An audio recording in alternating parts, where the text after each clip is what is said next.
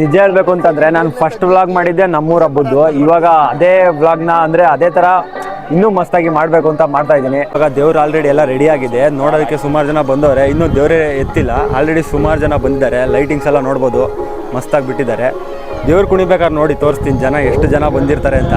ಕುರ್ಜೆಲ್ಲ already ready ಮಾಡಿದ್ದಾರೆ. ಇದನ್ನ ತೇರ್ ಅಂತ ಕರೆಯಲ್ಲ, ಕುರ್ಜ್ ಅಂತ ಕರಿತೀವಿ. ಇದೇನು ನಾವು ಎಳ್ಕೊಂಡು ಹೋಗೋದೇನಿಲ್ಲ, ಟ್ಯಾಕ್ಟ್ರಿಲಿ ಇದು ಮಾಡಿಕೊಂಡು ಎಳ್ಕೊಂಡು ಹೋಗ್ತಾರೆ. ಆಗಿನ ಕಾಲದಲ್ಲಿ ಎತ್ತಿನ ಗಾಡಿ ಮಾಡ್ತಾಯಿದ್ರು, ಇವಾಗ ನಾವು ಅದೇ ಪದ್ಧತಿ ಪ್ರಕಾರ ಇವಾಗ ಟ್ಯಾಕ್ಟ್ರಿಲಿ ಎಳ್ಕೊಂಡು ಹೋಗ್ತೀವಿ. ಸುಮಾರು ಹೊತ್ತು ಕಾಯ್ಕೊಂಡು ಇದ್ದಾದ್ಮೇಲೆ ಮಳೆ ಬರೋ ತರ ಆಗೈತೆ, ಫುಲ್ ಗಾಳಿ ಬರ್ತಾ ಎಲ್ಲಾ ಕಡೆ ಬೀಸ್ತೈತೆ. ಈ ವಾದ್ಯ ಮಾಡೋರೆಲ್ಲ ಮನೆ ಹತ್ರ ಹೋಗಿ ಆರತಿಗಳನ್ನೆಲ್ಲ ಕರ್ಕೊಂಡ್ ಬರ್ತಾ ಇದಾವೆ. ಇವಾಗ ಸುಮಾರು ಆರತಿಗಳು ಬಂದಿದಾವೆ ಆಲ್ರೆಡಿ. ಇಲ್ಲಿ ಪೂರ್ತಿ ಎಲ್ಲ ಆರತಿಗಳು ಬಂದಾದ್ಮೇಲೆ ದೇವ್ರನ್ನ ಎತ್ತುತ್ತಾರೆ. ಬರ್ತಾ ಬರ್ತಾ ಜನ ಎಲ್ಲ ಫುಲ್ಲು ಅಸೆಂಬ್ಲ್ ಆಗ್ತಾ ಇದ್ದಾರೆ. ಆರತಿಗಳು ಆ ಕಡೆ ಬರ್ತಾ ಇದಾವೆ ನೋಡ್ಬೋದು. ಅಲ್ಲಿ ಅವರು ಕರ್ಕೊಂಡ್ ಬರ್ತಾ ಇದ್ದಾರೆ ಆರತಿಯವ್ರನ್ನ. ಇನ್ನೇನು ಎತ್ತುತ್ತಾರೆ ದೇವರು. ಆರತಿಗಳೆಲ್ಲ ಬಂದಾದ್ರೂ ಕೂಡ ದೇವ್ರನ್ನ ಇನ್ನೂ ರೆಡಿ ಮಾಡ್ತಾ ಇದ್ರು ಒಳಗಡೆ. ಅದಾಗಿ ಸ್ವಲ್ಪ ಹೊತ್ತಾದ್ಮೇಲೆ ದೇವರೆಲ್ಲ ರೆಡಿ ಆಗಿತ್ತು. ಈಚೆ ಪಟಾಕಿಗಳನ್ನೆಲ್ಲ ಹೊಡೆದ್ಬಿಟ್ಟು ದೇವ್ರನ್ನ ಈಚೆ ಕಡೆ ತಗೊಂಡ್ಬಂದ್ರು. ನೀವು ಸಾಮಾನ್ಯವಾಗಿ ಎಲ್ಲ ಕಡೆ ನೋಡಿರ್ತೀರ 4 ಜನ ದೇವ್ರನ್ನ ಎತ್ಕೊಳ್ಳೋದು. ಆದ್ರೆ ನಮ್ಮೂರಲ್ಲಿ ಒಬ್ಬರೇ ಎತ್ಕೋತಾರೆ. ಅವರಿಗೆ ಆ ಕಡೆ ಇಟ್ಕೊಳಕ್ಕೆ ಇಬ್ಬರಲ್ಲಿ ಇರ್ತಾರೆ. ಆ ಹೊತ್ಕೊಂಡಿರೋರು ಒಬ್ರು ಮೇಲೆ ನಿಜವಾಗ್ಲೂ ಆ ದೇವ್ರು ಬಂದಿರುತ್ತೆ. ಮತ್ತೆ ಅದು ಅಲ್ಲದೆ ಆ ಕಳಸ ಹೊತ್ಕೊಂಡಿರೋ ಹೆಣ್ಮಗು ಮೇಲೆ ಕೂಡ ದೇವ್ರು ಬಂದಿರುತ್ತೆ. ನಿಮ್ಗೆಲ್ಲ ಅನ್ಸ್ತಿರುತ್ತೆ ಏನ್ ದೇವ್ರ ತಲೆ ಮೇಲೆ ಹೊತ್ಕೊಂಡಿದ ತಕ್ಷಣ ಅವ್ರ ಮೇಲೆ ದೇವ್ರು ಬಂದ್ಬಿಡುತ್ತಾ, ಕಳಸ ತಲೆ ಮೇಲೆ ಹೊತ್ಕೊಂಡಿದ ತಕ್ಷಣ ದೇವ್ರು ಬಂದ್ಬಿಡುತ್ತಾ ಅಂತ. ಆ ತರ ಏನಿಲ್ಲ. ವಾದ್ಯ ಮಾಡೋರ್ನ ಕರ್ಸಿರ್ತೀವಲ್ಲ, ಅವರು ಟಮಟೆನ ಜೋರಾಗಿ ಬಡ್ದಿ ಅದು ಅರ್ಚಕ್ರ ಮೇಲೆ ದೇವ್ರು ಬರೋ ತರ ಮಾಡ್ತಾರೆ. ಇದು ಯಾವುದೇ ತರ ನೆನ್ನೆ ಮೊನ್ನೆಯಿಂದ ಬಂದಿರೋ ತರ ಪದ್ಧತಿ ಅಲ್ಲ. ಇದು ನಮ್ಮ ತಾತನ ಕಾಲದಿಂದ ಇದೇ ಪದ್ಧತಿಲಿ ಬರ್ತಾ ಇರೋದು ನಮ್ಮೂರಲ್ಲಿ. ಇದ್ರ ಬಗ್ಗೆ ಹೇಳ್ತಾ ಹೋದ್ರೆ ವಿಡಿಯೋ ಮುಗಿಯೋವರೆಗೂ ನಿಲ್ಲಲ್ಲ, ಯಾಕೆಂತಂದ್ರೆ ಅಷ್ಟೊಂದ್ ತರ ಐತೆ. ಹಾಗೆ ಮುಂದೆ ಹೇಳ್ತಾ ಇರ್ತೀನಿ. ಸದ್ಯಕ್ಕೆ ಇವಾಗ ದೇವ್ರು ಕುಣಿಯೋದನ್ನ ಒಂದ್ಸಲ ನೋಡಿ.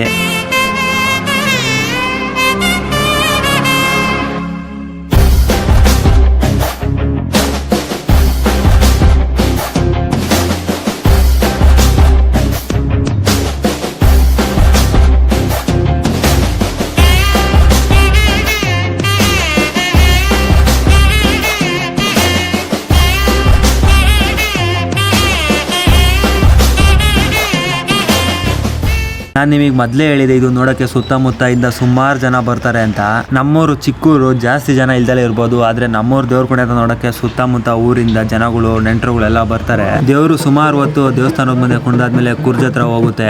ಆಮೇಲೆ ಇನ್ನೊಂದೇನು ಅಂತಂದ್ರೆ ದೇವ್ರು ಎಲ್ಲೆಲ್ಗೆಲ್ಲ ಹೋಗುತ್ತೆ ಅಲ್ಲೆಲ್ಲ ಆರತಿಗಳ ಹಿಂದೆ ಹೋಗ್ತಾ ಇರ್ಬೇಕು, ಅಂದ್ರೆ ಹೋಗ್ತಾ ಇರುತ್ತೆ ಪ್ರತಿ ಸಲನು. ಅದೆಲ್ಲ ಆದ್ಮೇಲೆ ಕುರ್ಜ್ ಹತ್ರ ಹೋಗ್ಬಿಟ್ಟು ದೇವ್ರು ಮತ್ತೆ ಆರತಿಗಳೆಲ್ಲ 3 ಸುತ್ತು ಕುರ್ಜ್ನ ಪ್ರದಕ್ಷಿಣೆ ಹಾಕೋದು. ಆ ಮುಂದೆ ದೇವ್ರು ಹೋಗ್ತಾ ಇರೋದು, ಅದರಿಂದ ಆರತಿಗಳು ಹೋಗ್ತಾ ಇರೋದನ್ನ ನೋಡೋಕೆ 2 ಕಣ್ಣು ನಿಜವಾಗ್ಲೂ ಸಾಲಲ್ಲ, ಅಷ್ಟು ಸಖತ್ತಾಗಿ ಕಾಣುತ್ತೆ. ಅದಾದ್ಮೇಲೆ ಆ ಕುರ್ಜು ಮುಂದೆ ಹೋಗ್ಬೇಕು ಅಂತಂದ್ರೆ ಬಲಿ ಕೊಡ್ಲೇಬೇಕು, ಇಲ್ಲ ಅಂತಂದ್ರೆ ದೇವರು ಮುಂದೆ ಹೋಗಕ್ ಬಿಡಲ್ಲ. ಅದನ್ನ ಆ ಕುರ್ಜಿ ಕಡಿಯಕ್ಕೆ ಅಂತಲೇ ಒಂದು ಮರಿನ ತಂದಿರ್ತಾರೆ. ಆ ಮರಿನ ಕಡಿಬೇಕಾದ್ರೆ ಆ ದೇವ್ರು ಇಟ್ಕೊಳಕ್ಕೆ ಆಗಲ್ಲ, ಅಷ್ಟು ಶಕ್ತಿಶಾಲಿ ಆಗ್ಬಿಟ್ಟಿರುತ್ತೆ ಅವಾಗಂತೂ.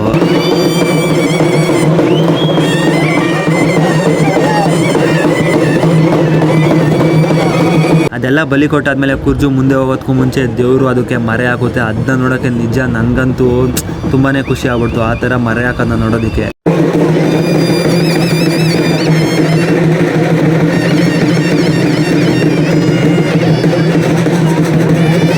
ಆಮೇಲೆ ಇನ್ನೊಂದು ಮುಖ್ಯವಾದ ವಿಷಯ ಏನು ಅಂತಂದ್ರೆ ಗೈಸ್, ಆ ವಾದ್ಯ ಮಾಡೋರು ಕರೆಕ್ಟಾಗಿ ವಾದ್ಯ ಮಾಡಲಿಲ್ಲ ಅಂತಂದ್ರೆ ಆ ಅರ್ಚಕ್ರ ಮೇಲೆ ದೇವರು ಬರಲ್ಲ, ಮತ್ತೆ ದೇವರು ಕರೆಕ್ಟಾಗಿ ಕುಣಿಯಲ್ಲ. ಅದಕ್ಕೆ ನಾವು ಪ್ರತಿ ವರ್ಷ ಚೆನ್ನಾಗಿ ಬಡಿಯೋರ್ನೇ ಕರ್ಕೊಂಡ್ ಬರ್ತೀವಿ. ಆಮೇಲೆ ದೇವರು ಸೀದಾ ಅರ್ಚಕ್ರು ಮನೆ ಹತ್ರ ಹೋಗ್ಬಿಟ್ಟು ಅಲ್ಲಿ ಆರತಿ ಬೆಳಗಿಸ್ಕೊಂಡು ಅದಾದ್ಮೇಲೆ ನೆಕ್ಸ್ಟ್ ನಮ್ಮೂರಲ್ಲಿ ಹೋದ ವರ್ಷ ಕಟ್ಟಿರೋ ಗುಡಿ ಹತ್ರ ಹೋಗ್ಬಿಟ್ಟು ಅಲ್ಲಿ ದೇವ್ರನ್ನ ತಲೆ ಮೇಲಿಂದ ಇಳಿಸ್ತಾರೆ. ದೇವ್ರನ್ನ ಗುಡಿ ಒಳಗಡೆ ಕುಂಡಿಸ್ಬಿಟ್ಟು ಅದಕ್ಕೆ ಸ್ವಲ್ಪ ಹೊತ್ತು ಪೂಜೆ ಮಾಡ್ಬಿಟ್ಟು ಆಮೇಲೆ ಅಲ್ಲಿಂದ ತಲೆ ಮೇಲೆ ತಿರ್ಗಾ ಹೊರಿಸ್ತಾರೆ ದೇವ್ರನ್ನ. ಮತ್ತೆ ಅಲ್ಲೂ ಕೂಡ ಸ್ವಲ್ಪ ಹೊತ್ತು ಕುಣ್ಬಿಟ್ಟು ಸೀದಾ ಈಚೆ ಇರೋ ದೇವಸ್ಥಾನದ ಕಡೆ ಹೊರಡ್ತೀವಿ. ದೇವ್ರು ಅಲ್ಲಿಗೆ ಹೋಗ್ಬಿಟ್ಟು ಬರೋವರೆಗೂ ಜನ ಎಲ್ಲ ಊರಾಚೆನೆ ಕಾಯ್ತಾ ಇದ್ರು, ಅಂದ್ರೆ ದೇವಸ್ಥಾನದ ಹತ್ರ. ಆಮೇಲೆ ಊರಾಚೆ ಇರೋ ದೇವಸ್ಥಾನದ ಕಡೆ ಹೋಗ್ಬೇಕಾದ್ರೆ ದೇವ್ರು ಮತ್ತೆ ಕುರ್ಜಿ 2 ಒಟ್ಟಿಗೆ ಬರ್ಬೇಕು. ಅಕಸ್ಮಾತ್ ಕುರ್ಜಿ ಏನಾದ್ರು ಸ್ವಲ್ಪ ಹಿಂದೆ ಉಳ್ಕೊಂಡ್ರೆ ದೇವ್ರು ಮುಂದಕ್ಕೆ ಹೋಗೋದಿಲ್ಲ.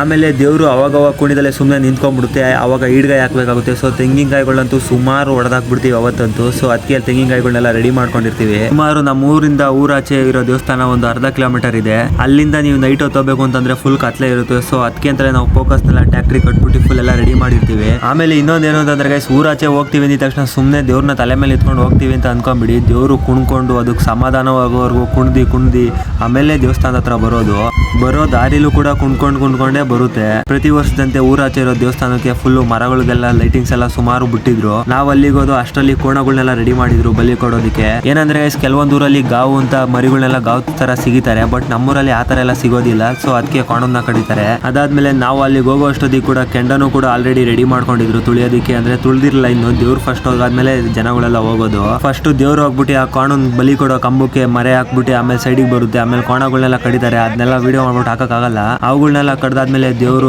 ಗುಡಿ ಪ್ರದಕ್ಷಿಣೆ ಹಾಕಕ್ ಹೋಗುತ್ತೆ. ಒಂದ್ 3 ರೌಂಡ್ ಗುಡಿ ಪ್ರದಕ್ಷಿಣೆ ಎಲ್ಲ ಹಾಕಾದ್ಮೇಲೆ ಕೊಂಡ ತುಳಿಯೋ ಹತ್ರ ಬರುತ್ತೆ. ಆಮೇಲೆ ಕೊಂಡನು ಅಷ್ಟೇ ಅದ್ರ ಸುತ್ತ ಪ್ರದಕ್ಷಿಣೆ ಎಲ್ಲ ಹಾಕಾದ್ಮೇಲೆ ದೇವ್ರು ಸಹ ಕೊಂಡ ತುಳಿಯುತ್ತೆ. ಆಮೇಲೆ ಇನ್ನೊಂದೇನು ಅಂತಂದ್ರೆ ದೇವ್ರು ಕುಣಿಬೇಕಾದ್ರೆ ಇಟ್ಕೊಂಡಿರ್ತಾರಲ್ಲ, ಅವರು ಕೊಂಡ ತುಳಿಬೇಕಾದ್ರೆ ಹುಷಾರಾಗಿ ತುಳಿಬೇಕು. ಯಾಕೆಂತಂದ್ರೆ ದೇವ್ರು ಸ್ಪೀಡಾಗಿ ಬಂದ್ಬಿಡುತ್ತೆ, ಒಂದೊಂದ್ಸಲ ನಿಧಾನಕ್ಕೆ ಬರುತ್ತೆ. ಅದ್ರ ಸಮೇತಲ್ಲೇ ನಾವು ಬರ್ಬೇಕು. ನಿಧಾನಕ್ಕೆ ಬರೋಕೆ ಹೋದ್ರೆ ನಮ್ ಕಾಲೆಲ್ಲ ಸುಟ್ಟೋಗುತ್ತೆ. ಆಮೇಲೆ ದೇವ್ರು ಹೋಗಾದ್ಮೇಲೆ ಆರತಿಗಳೆಲ್ಲ ಅದರಿಂದ ಹೋಗ್ಬೇಕು. ನಾನು ಫಸ್ಟ್ ಹೇಳಿದ್ನಲ್ಲ, ದೇವ್ರು ಎಲ್ಲೆಲ್ಲೆಲ್ಲ ಹೋಗುತ್ತೆ ಆರತಿಗಳು ಅದರಿಂದ ಹೋಗ್ಬೇಕು ಅಂತ.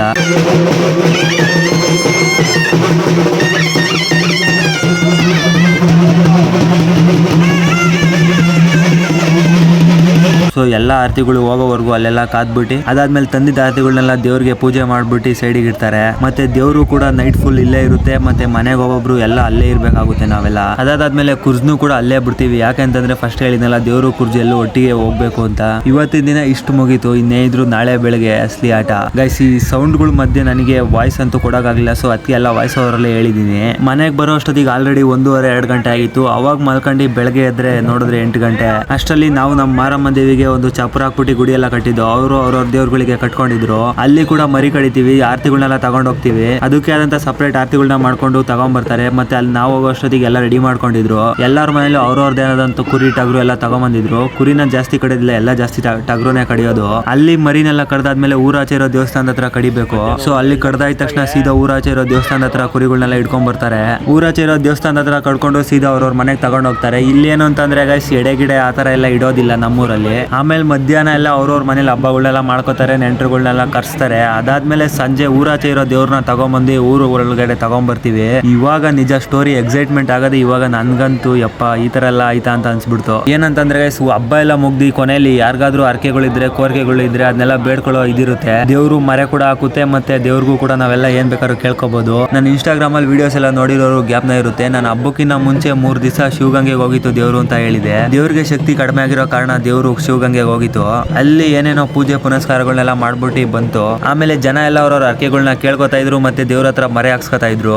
ಅವಾಗ ಇದ್ದಕ್ಕಿದ್ದಂತೆ ಒಂದ್ ತಾತ, ನಿನಗೆ ನಿಜವಾಗ್ಲೂ ಶಕ್ತಿ ಇದ್ದಿದ್ರೆ ನಾನು ಒಂದ್ ಕಾಯಿನ ಅವಚಕಿದ್ನಿ, ಅದೆಲ್ಲ ಐತೆ ಅಂತ ಹೋಗ್ಬಿಟ್ಟು ನಿಂತ್ಕೋ, ಅವಾಗ ನೀನ್ ದೇವ್ರು ಅಂತ ಒಪ್ಕೋತೀನಿ ಅಂತ ಹೇಳ್ಬಿಟ್ರು. ಆಮೇಲೆ ಆ ಕಳ್ಸ ಇರುತ್ತಲ್ಲ ದೇವ್ರದು, ಅದು ಆ ಕಾಯಿ ಅವಚಿಟ್ಟಿರೋ ಹತ್ರ ಹೋಗ್ಬಿಡ್ತು. ನಿಜ ಜನನೇ ಎಲ್ಲ ಫುಲ್ ಶಾಕ್ ಆಗಿ ಹೋಗ್ಬಿಟ್ರು. ಆಮೇಲೆ ಅದಾದ್ಮೇಲೆ ದೇವ್ರನ್ನ ಇಟ್ಕೊಳಕ್ಕೆ ಆ ಕಡೆ ಇಬ್ರು ಇರ್ತಾರಲ್ಲ, ಅವ್ರನ್ನ ದುಕ್ಬಿಟ್ಟು ದೇವ್ರು ಒಂದೇ ಕುಣಿಯಕ್ಕೆ ಸ್ಟಾರ್ಟ್ ಆಯ್ತು. ನಿಜ ಹೇಳ್ಬೇಕು ಅಂತಂದ್ರೆ ನಾನು ಹುಟ್ಟಾಗ್ಲಿಂದ ದೇವ್ರು ಒಂದೇ ಕುಣಿದಿಂದ ನಾನು ಇವತ್ತೇ ಫಸ್ಟ್ ಟೈಮ್ ನೋಡಿದ್ದು. ನಮ್ಮೂರಲ್ಲೇ ಹುಟ್ಟಿದ್ರು ಕೂಡ ನಾನು. ನನ್ಗೆ ಬುದ್ಧಿ ಬಂದಾಗ್ಲಿಂದ ದೇವ್ರು ಹೊತ್ಕೊಂಡವ್ರ ಜೊತೆ ಆ ಕಡೆ ಇಬ್ರು ಕುಣಿಬೇಕಾದ್ರೆ ಹಿಡ್ಕೊಂಡಿರೋರು. ದೇವ್ರು ಅಂತ ಕರೆಕ್ಟ್ ಆಗಿದ್ದಾಗಲ್ಲ ಅಂತ ಅಂದ್ಬಿಟ್ಟು.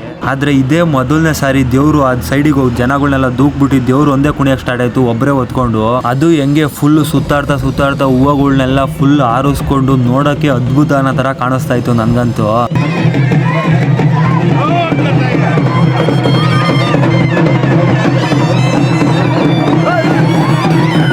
ಮತ್ತೆ ನೆನ್ನೆಯಿಂದ ದೇವ್ರು ಕುಣಿದು ಮತ್ತೆ ತಿರ್ಗಾ ಸಂಜೆಯಿಂದ ಎತ್ಕೊಂಡು ಆಲ್ರೆಡಿ 8 ಗಂಟೆ 9 ಗಂಟೆ ಆಗಿತ್ತು. ಅಲ್ಲಿವರೆಗೂ ದೇವ್ರು ಕುಣಿದಿತ್ತು. ಫುಲ್ ಸಾಕಾಗಿತ್ತು. ಅದಕ್ಕೂ ದೇವ್ರೇ ಇದ್ದಕ್ಕಿದ್ದಂತೆ ಕೈ ಬಿಟ್ಬಿಡ್ತು. ಸೊ ದೇವ್ರ ಅಂತ ತಗೊಂಡೋಗಿ ಗುಡಿ ಒಳಗಡೆ ಇಟ್ಬಿಟ್ಟು ಇವತ್ತಿಗೆ ಹಬ್ಬ ಎಲ್ಲ ಮುಗೀತು. ತುರುವೇಕೆರೆಯಲ್ಲಿ ಯಾವ್ದೋ ಮೂಲೆಯಲ್ಲಿರೋ ನಮ್ಮೂರ್ನ ಈ ಎಲ್ಲಾ ಕಡೆ ತೋರಿಸ್ಬೇಕು ಅನ್ನೋ ಆಸೆ ನಂದಾಗಿತ್ತು. ಆದ್ರೂ ಅದ್ ನಮ್ಮೂರ್ ದೇವ್ರ ಬಗ್ಗೆ ಎಷ್ಟು ಹೇಳ್ಬೇಕು ಅಷ್ಟು ವಿಷಯಗಳನ್ನ ನಾನು ಹೇಳಿದ್ನಿ ಅಂತ ನನ್ಗನ್ಸಿದೆ. ಆಮೇಲೆ ಗೈಸ್, ನಾನು ಮೈಕ್ ಹಾಕೊಂಡೆ ಮಾತಾಡ್ಬೇಕಿತ್ತು. ಅಲ್ಲಿ ಬರೋ ಟಮಟೆಗಳ ಸೌಂಡ್ ಅಲ್ಲಿ ಜನಗಳು ಗಲಾಟೆಲಿ ಆ ಮೈಕ್ ಸೌಂಡೇ ಬಂದಿಲ್ಲ. ಸೊ ಅದಕ್ಕೆ ವಾಯ್ಸ್ ಓವರ್ ಕೊಡೋ ಪರಿಸ್ಥಿತಿ ಬಂತು.